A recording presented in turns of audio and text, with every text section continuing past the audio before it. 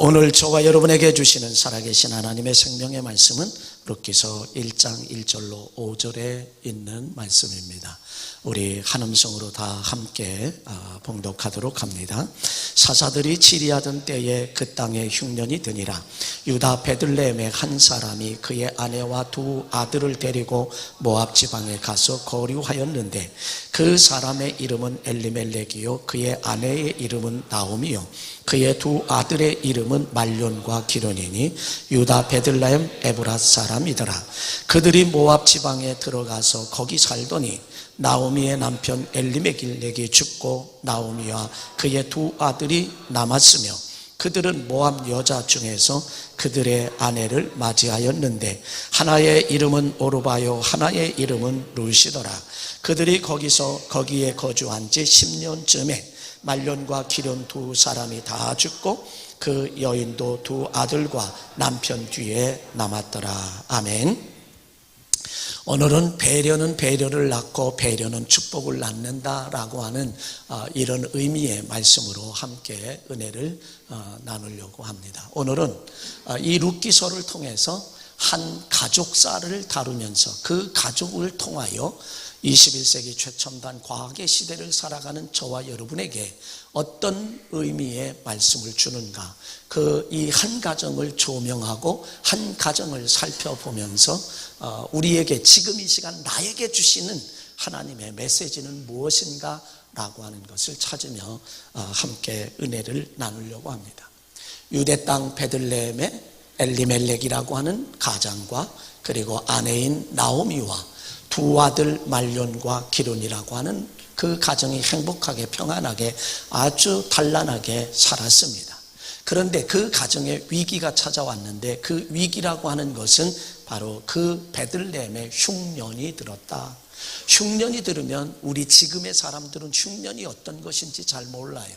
IMF를 생각하면 되는데 IMF를 생각한다 할지라도 그 흉년에 대한 오직 곡식만 바라보고 있던 그 시대의 그 상황을 이해하기가 어려운, 현대인들은 이해하기가 어려운, 옛날 나이 많이 드신 분들이 보릿고개를 생각하며 송진 이제 소나무의 껍질을 벗기고 송진 속을 해서 먹고 이러던 시절을 생각한다라고 하면 이 흉년이 얼마나 고통스럽고 힘들고 어렵다는 것을 그분들은 짐작할 수 있지만 그 외의 현대인들은 그거 짐작할 수가 없습니다. 그 힘들고 어려운 상황이 되니까 이웃 나라인 모압이라고 하는 나라에는 넉넉하게 살아가고 있으니까 가장이 결단을 합니다. 야, 우리 이제 여기 베들레헴을 떠나서 모압으로 가자. 모압으로 가서 거기 가서 우리가 몇 년을 유하며 평안하게 지내다 다시 돌아오자라고 하는 그런 계획을 세우게 됩니다. 그리고 그 한 가족이 이주를 했습니다. 이주를 하고 났더니 그 어려움을 당하지 않고 고통을 당하지 않으려고 위주를 했는데 이사를 갔는데 거기에서 남편 엘리멜렉이 무슨 이유인지는 모르지만 죽었습니다. 오히려 흉년의 어려움, IMF의 어려움을 극복하고 가려고 했지만 거기에서 남편이 죽는 바람에 더 큰 슬픔을 당하게 됩니다. 그쯤에 두 아들을 모압 여인을 며느리로 삼아서 두 아들을 결혼시켜서 잠시 나오미는 위로받는 듯하고 그저 안정이 되어 갈 쯤에 10년쯤에 두 아들이 무슨 이유인지는 모르지만 성경은 설명하고 있지 않지만 두 아들이 또 죽게 되었습니다. 얼마나 큰 고통이에요? 얼마나 큰 아픔이겠습니까? 그러는 가운데 나오미에게 들려지기를 하나님께서 저 베들레헴 땅에 양식을 주셨다라고 하는 그 소식을 듣고 또다시 그래 이제는 내 고향 베들레헴으로 돌아가자. 요즘 같으면 여러분 이제 포장 이사를 해서 때로는 5톤 4톤 이제 5톤짜리 2개를 해서 맡겨놓으면 이삿짐 싸서 그냥 가는 그런 과정이지만 이때 당시에는 어떻겠어요? 다른 거 없어요. 옷가지 몇 개 하고 개나리 못짐하고 그리고서 이제 베들레헴으로 두 며느리와 함께 앞길이 구말리가 또 청상 과부인 그 며느리 둘과 나오미가 함께 베들레헴을 향하여 모압을 떠나서 베들레헴을 향하여 돌아옵니다. 가다가 베들레헴을 향하여 가다가 나옴이라고 하는 사람이 시어머니가 생각을 합니다. 우리의 며느리들은 앞길이 구말리 같고 청산과한데 나하고 함께 베들레헴에 가봐야 희망이 없고 소망이 없고 비전도 없고 꿈도 없구나. 나조차고 두 며느리를 내가 데리고 갈 필요가 없지. 갈 수가 없지. 그래서 며느리를 딸로 보게 됐습니다. 르키서 1장에서부터 쭉 보면 내 딸들아, 내 딸들아, 내 딸들아, 내 딸들아, 내 딸들아 그렇게 외칩니다. 딸로 바라보니까 며느리로 볼 때하고 딸로 바라보니까 딸이 나와 함께 이렇게 가서 고통당하고 저들이 안 되겠다 싶어서 내 딸들아, 죽은 자와 너희의 남편과 죽은 자와 너희의 남편과 나를 선대한 것을 내가 안다고. 나를 선대했으니 하나님께서 너희도 진정으로 돌아가거라. 그래서 새로운 삶을, 새 가정을 꾸리고 정말 새 가정을 꾸려서 하나님께서 너희들을 선대해 주기를 원하노라. 하나님이 너희를 축복해 주기를 원하노라. 죽은 자와 나를 선대한 것 같이 하나님께서 너희를 선대하여 복되게 행복하게 살거라. 최고의 축복을 외쳐줍니다. 그리고 돌아가라는 거예요. 내가 지금 남편을 둔다 하자. 언제 아이를 낳아서 언제 크기를 기다리겠느냐. 돌아가라. 사랑이죠. 역지 사지하는 거죠. 역지 개연하게 되니 딸로 보게 됐습니다. 그래서 그들의 행복을 빌어줘요. 그랬더니 큰 며느리 오르바는 막 눈물을 쏟으며 시어머니에게 입을 맞추고 작별 인사를 하고 친정으로 돌아갑니다. 그 뒤에 이 큰 며느리 오르바에 대한 이야기는 성경에서 한 줄도 안 나옵니다. 그런데 작은 며느리 룻은 생각하니 희망도 없는 건 맞아요. 소망도 없는 건 맞아요. 시어머니가 짐이 될 수밖에 없다는 것도 자기는 생각을 못하는 게 아니에요. 알아요. 그런데 이 며느리 룻마저도 역지사지하고 역지개연합니다. 그래, 나에게는 짐이 될 수밖에 없는 나이 많으신 노인에 불과하지. 그러나 사시면 얼마나 사시겠느냐. 내가 저 어머니 사는 동안이라도 모시고, 그리고 어머니 돌아가시면 내가 새로운 길을 가도 늦지 않지 않겠느냐 라고 하는 그런 생각을 가지고 며느리는 시어머니로 본 것이 아니라 친정어머니로 생각하는 거예요. 친정어머니로 생각하니 내가 떠날 수가 없어요. 짐이 돼도 떠날 수가 없어요. 그러면서 그는 이렇게 말합니다. 룻기서 1장 16절로 18절에 가보면 룻이 이르되 내게 어머니를 떠나며 어머니를 따르지 말고 돌아가라 강권하지 마소서.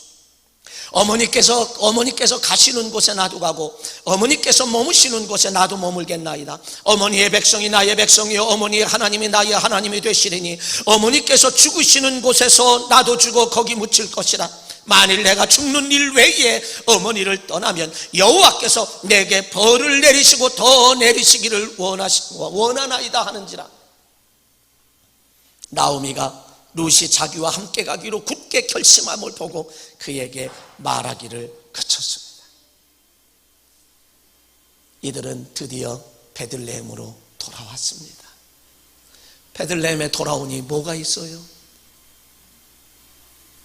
며느리 룻은 시어머니에게 어머니 저 남의 밭에 추수할 때 밭고랑에 가서 이삭을 좀 주스러 갈랍니다.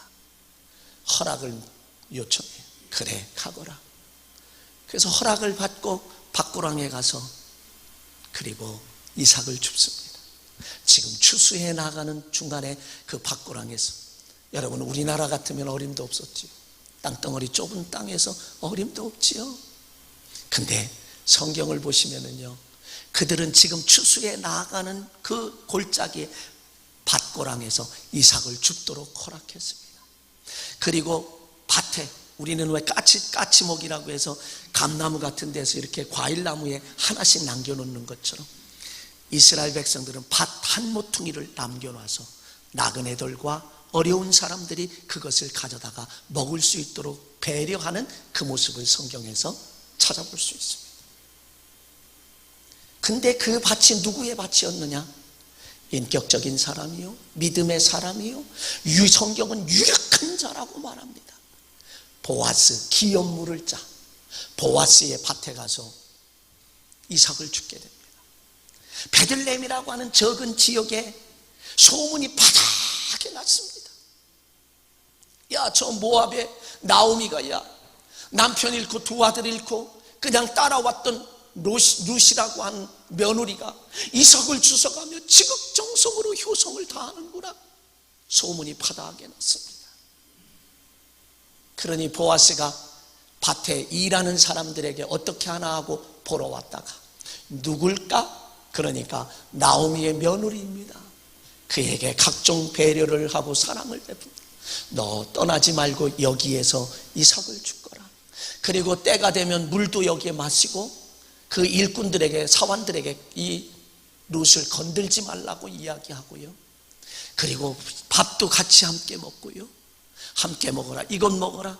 그리고 곡식 베는 자들에게 한 단을 묶으면 거기에서 한 줌씩 뽑아서 밭고랑에다가 버리거라. 흘리거라. 룻의 자존심을 생각해서 자존심을 건들지 아니하고 그를 도울 수 있는 방법을 찾아낸 배려하는 모습, 사랑하는 모습을 우리는 보게 됩니다. 근데 그런 가운데서 이 시어머니는 아무것도 줄 게 없어요. 오히려 며느리에게 짐만 될 수밖에 없는 그런 상황임에도 불구하고 그래도 며느리에게 뭔가 주고 싶은 마음이 있는데 그게 바로 기업 물을 자 보아스라고 하는 사람의 타작마당에 이불을 덮고 눕고들랑 그 발치에 가서 눕거라. 며느리는 시어머니의 말하는 것을 그대로 순종하고 발치에 누웠다. 결국 보아스를 남편으로 맞이하게 되고요. 그래서 그 축복이 어떤 축복이냐면 다윗의 증조모가 되고요. 여성은 당시의 족보에 들어가지도 않는데 마태복음 1장에 가보면 여인이 5명이 나오는데 특히 이방 사람은 이 룻이라고 하는 여인 한 사람만 들어가 예수 그리스도 메시아의 족보에까지 이름이 올라가는 축복을 받게 되었다라고 합니다. 사랑하는 성도 여러분, 성경은요 감추어져 있으면서 드러나 있습니다. 드러나 있으면서 감추어져 있습니다. 성경은 비밀인 것 같으면서도 공개가 되었고요, 공개가 된 것 같으면서도 비밀이 있습니다. 저와 여러분이 성경을 읽을 때에 또 읽고 또 읽고 100번을 읽으면 100번을 읽을 때마다 거기에서 주시고자 하시는 메시지가 나에게 각자의 상황과 형편과 처지에 따라서 다르게 달라온다, 다르게 다가온다는 거죠. 그러니까 한 본문을 가지고도 여러 각도에서 측면에서 찾아볼 수 있어요.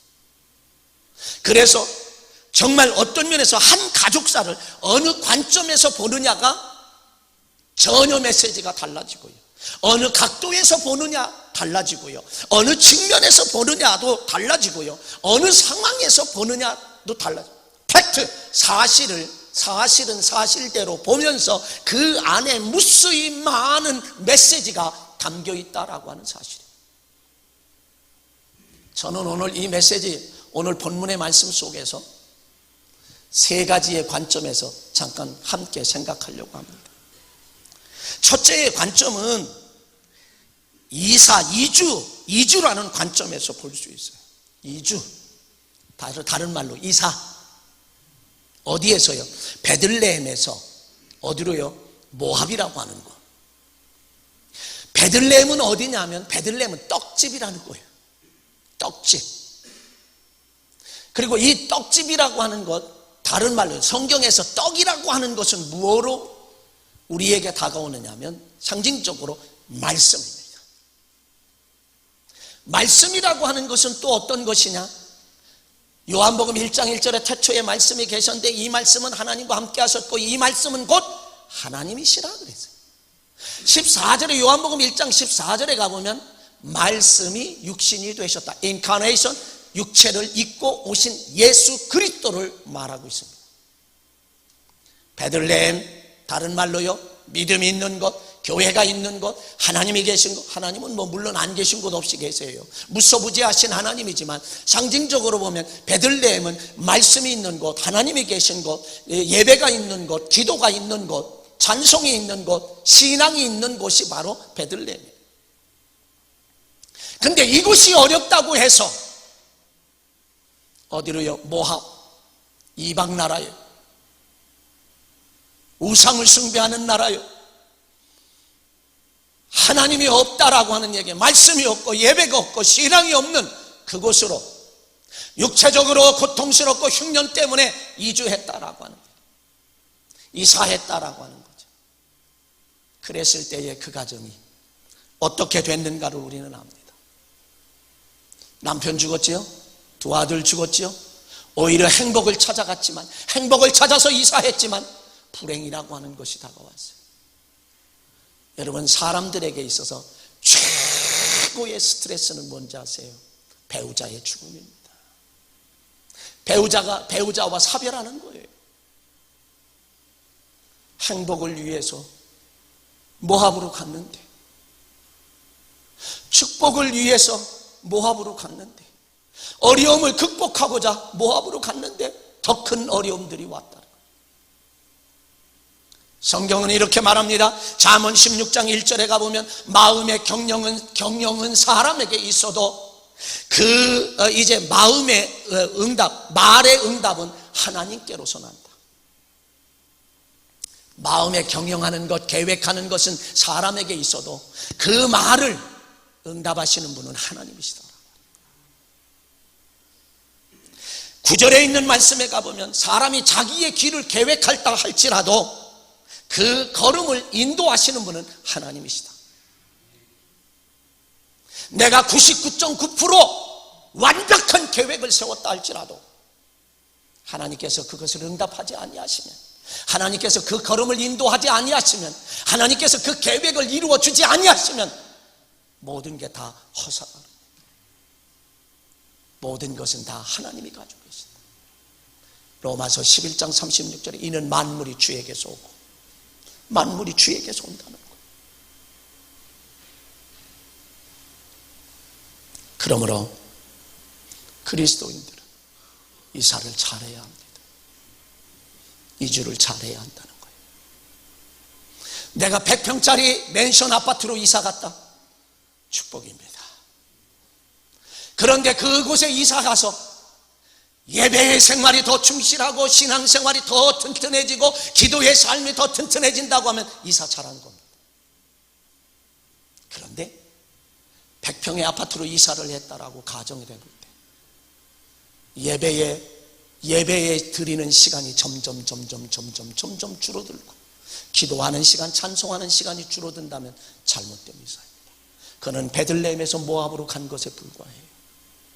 결국은 다시 모압에서 베들레헴으로 돌아왔을 때에 축복이 된다라고 하는 이런 이사라고 하는 관점에서, 여러분 지금 사업이 조그만한 사업을 이루어갈 때는 하나님 앞에 매달리고 신앙생활 잘하고 열심히 예배 생활하고 기도 생활하고 찬송 생활을 하지만, 그러나 이것이 점점 놀라운 축복을 받아서 대그룹이 되었을 때에 내 신앙이 점점 예배의 시간이 줄어든다라고 하면 그거는 축복이 아닙니다. 적어도 그리스도인에게 있어서. 그러므로 건강하면 건강할수록, 부자가 되면 부자가 될수록, 행복하면 행복할수록 더 예배드려야 되고 더 찬송하고 더 기도하고 더 배려하고 사랑해야 할 줄로 믿습니다. 오프라 윈프리는 남보다 더 가졌다는 것은 축복이 아니다, 그것은 사명이다 라고 그는 그렇게 말해요. 여러분 더 가진 것 있습니까? 베푸십시오. 그게 사명이에요. 남보다 더 아는 것이 많습니까? 남보다 더 재주가 많습니까? 베푸십시오. 그게 사명입니다. 하나님이 그를 위해서 우리에게 주신 줄로 믿습니다. 나에게 달란트가 가지고 있습니까? 남보다 더 더한 놀라운 달란트가 있습니까? 베푸십시오. 그게 하나님이 우리에게 주신 거예요. 두 번째 측면에서 어떤 관점에서 찾아볼까요? 효도라고 하는 관점에서 찾아보겠습니다. 효도. 에베소서 6장 1절로 3절에 있는 말씀에 가보면 주 안에서 내 부모를 공경하라. 주 안에서 내 부모를 공경하라고.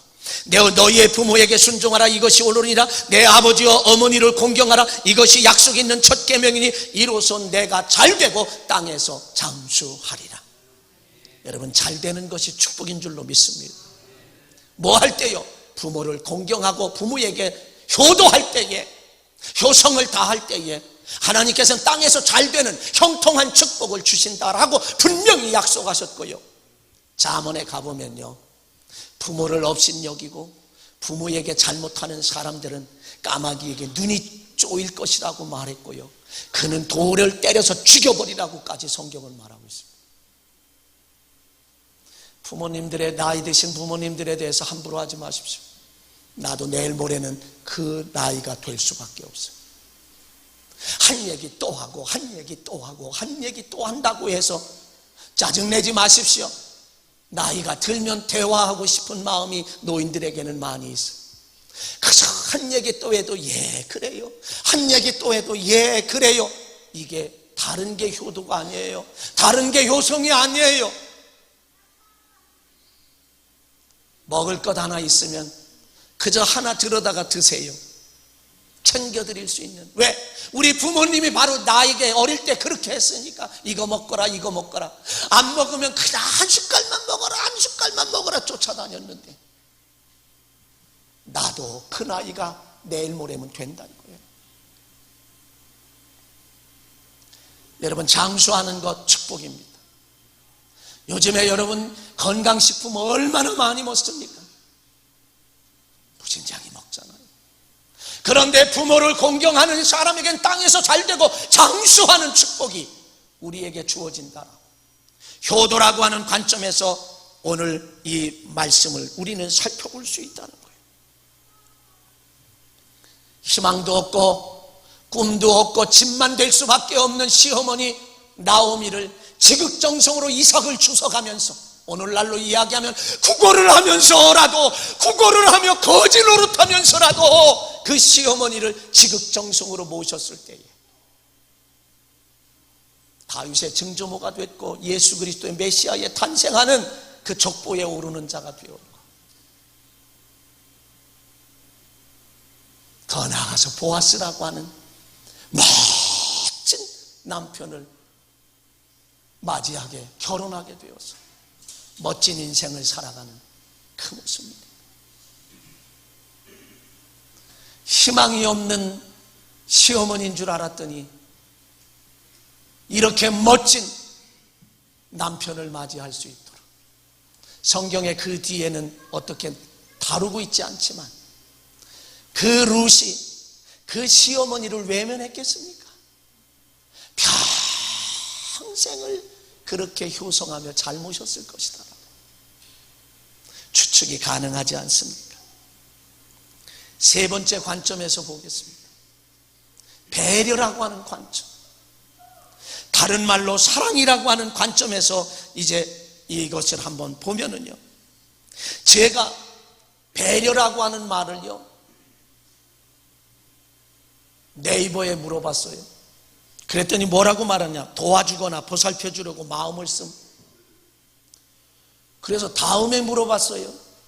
다음 국어사전은 또 다르더라고요. 여러 가지로 마음을 써서 보살피고 도와줌, 의미는 같지만 이렇게 다르게 기록했어요. 배려, 도와주는 거예요. 마음을 써주는 거예요. 때로는 내가 물질로 도와주지 못해도 마음을 쓰는 거 상대방이 알잖아요. 베풀어주는 거, 도와주려고 하는 거 상대방이 알잖아요. 이게 배려이고 이게 사랑입니다. 이게 배려이고 이게 사랑이에요. 배려라고 하는 관점에서 보면 시어머니는 며느리들에게 역지사지하고 역지개연을 하니 딸로 볼 수밖에 없어서 사랑하지 않을 수 없고 배려하지 않을 수 없고, 며느리 룻은 친정어머니 역지사지해보니 친정어머니로 볼 수밖에 없고, 그러니 사랑하고 베풀 수밖에 없는 그러한 입장이 되었다. 친정어머니로 생각하니까 짐이 되지 않는다라고 하는 사실이죠. 어머니가 사시면 얼마나 사시나, 그러면서 지극정성으로 말이죠.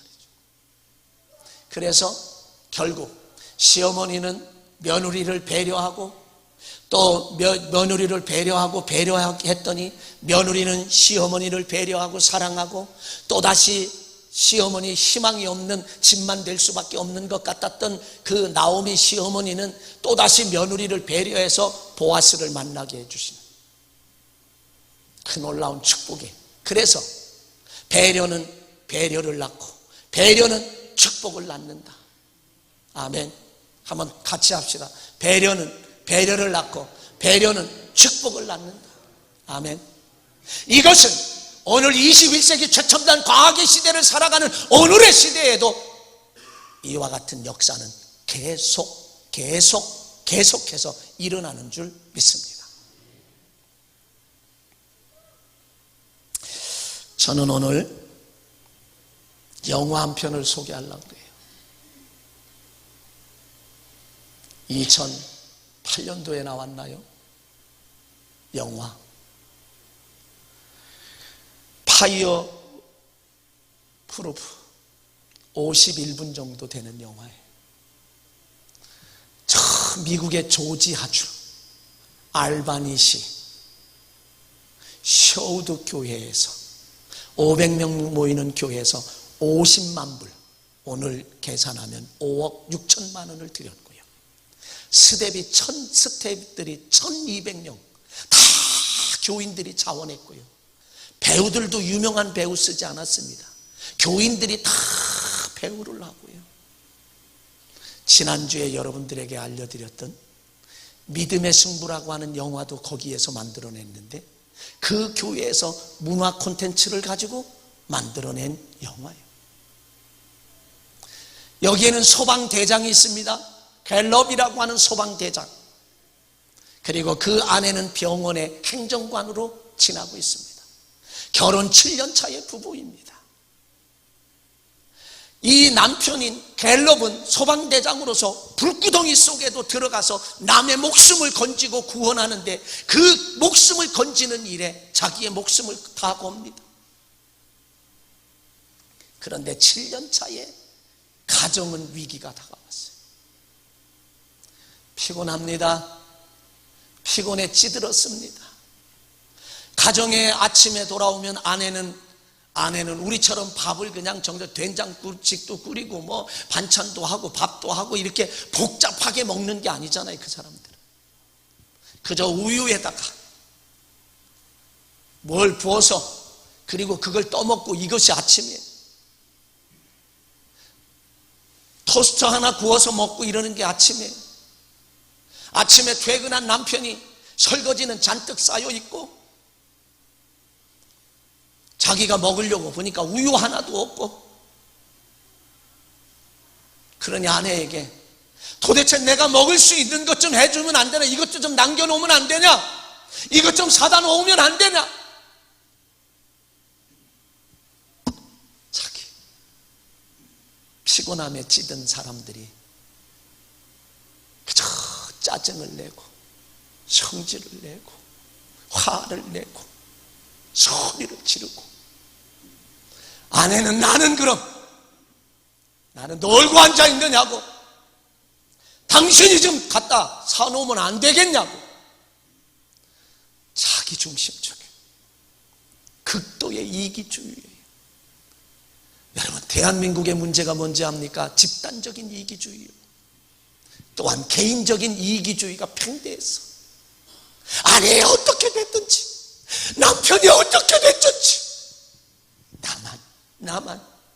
요즘에 자녀들도 그렇습니다. 부모야 어떻게 됐든지 부모들도 마찬가지입니다. 자녀가 어떻게 됐든지 자기만. 이거는 저도 예외가 아니에요. 저도 여기에 포함됩니다. 교회에서 하루 종일 있다가 집에 들어가면 깜짝하기 싫습니다. 때로는 저도 아내에게 짜증을 낼 때도 있습니다. 물론 아내도 저에게 짜증을 낼 수 있습니다. 어떤 때는 그냥 화가 여기까지 올라올 때도 있어요. 혼자. 그러나 때로는 꾹눌러요. 그래서 사는 거예요. 서로 그렇게 하다 보니까 상대방을 배려하지 않고 아내를 배려하지 않고 남편을 배려하지 않으니까 이 가정은 점점 위기로 다가와 이제는 이제 이혼까지 하려고 하는 그 서류가 왔다 갔다 하는 그런 상황이에요. 그 소식을 아버지가 듣습니다. 아버지가 아들에게 말을 합니다. 너 아버지가 부탁하는 거야. 아버지 부탁이라고 생각하고 40일 동안만 참고 하나씩 도전해 보거라. 그러면서 그 아들인 갤럽에게 도전하라고 사랑의 도전이라는 책을 자기가 손수 쓴 것을 전달을 해요. 첫째 날 보니까 뭐를 해놓고 둘째 날 뭐를 해놓고 아버지의 그 말에 순종하겠다고 생각을 하고 이제 소방대장인 갤럽이 첫째 날 하고 둘째 날 셋째 날 계속 꽃도 사다가 꽂아놓고 뭐도 준비하고 쓸기도 하고 집안 정리도 하고 아내가 먹을 것도 이렇게 쫙 차려놓고 그렇게 하지만 아내는 점점 이상하다고. 아내 캐서린이 병원에서 여성들이 같이 얘기하다 보니까 곡해를 해서 야 그렇게 하는 것은 이혼할 때 한 푼도 안 주겠다고 하는 이야기라고 더기나 거기 불난 집에 그냥 기름을 쏴버리고 맙니다. 그러니까 아내는 도대체 마음을 열 수가 없습니다. 계속해서 튀기만 하죠. 아버지에게 그렇게 말합니다. 이것을 받아들이지 않고 있는 이 사람에게 내가 더 이상 해야 할 무슨 더 이상 해야 할 의무가 있나? 아니면 더 의미가 있겠느냐? 그래 끝까지 참고 한번 해봐라. 나중에 캐서린이 행정관으로 있는 병원의 의사가 호감을 가지고 접근을 합니다. 호감을 가지고 그러니 지금 형편이 그런데 그 사랑스러운 말과 그저 다정하게 다가오는 그 귀에 녹아지기 시작해요. 친정어머니가 치매에 걸렸습니다. 이 친정어머니가 치매에 걸려서 침대와 그 치매 걸린 분의 침대와 필요한 것들이 있는데 엄두를 못 내요. 돈 때문에. 그 의사가 어느 순간 배달된 것을 확인합니다. 그는 당연히 의사가 보냈다라고 생각하고 감사하다고 하니까 에이, 내가 그것밖에 할 수가 없어서 이게 그냥 정신을 더 그냥 마음을 막 더 흔들어 놓았습니다. 그러나 그 남편 갤럽은 소방대장인 갤럽은 계속 40일 동안 계속합니다. 어느 순간 아내가 출근을 못합니다. 캐서린이 출근을 못해요. 출근을 못하고 누워 끙끙 앓고 있는 그에게 먹을 것을 미움을 가서 해주고 그리고 무릎을 꿇고 잘못했노라고 빌기 시작을 합니다. 내가 그동안 나만 생각했다고, 그동안 내가 이기적이었노라고, 내 잘못을 좀 용서해달라고 눈물을 흘리며 남편이 침대 밑에 무릎을 꿇고 아내에게 용서를 빕니다. 그래도 아내는 저 남편이 무슨 쇼하는 거라고 그렇게 생각을 하면서 그리고 어머니에게 치매 걸린 친정어머니에게 필요한 것이 더 있어서 바로 배달을 했던 그곳에 갑니다. 가서 물어보니까 내가 이게 더 필요하다고 이야기하면서 거기에서 의사가 도와준 건 30만 원이고 2천 얼마가 된다는데 30만 원이고 당신 남편 소방대장인 캐서린이 다 결제한 거라고. 거기에 팍 마음이 그저 눈물을 쏟습니다. 그것이 40일이 지나서 43일이 됐어요. 그때서야 아내는 감동을 하고 다시 화해하며 그리고 아버지에게 찾아가서 회복된 것을 이야기합니다. 가정의 위기에서 회복되었습니다. 아버지는 그 아들을 데리고 십자가가 있는 그곳에 가서 또다시 얘야, 내가 너에게 고백할 일이 있어. 뭔데요?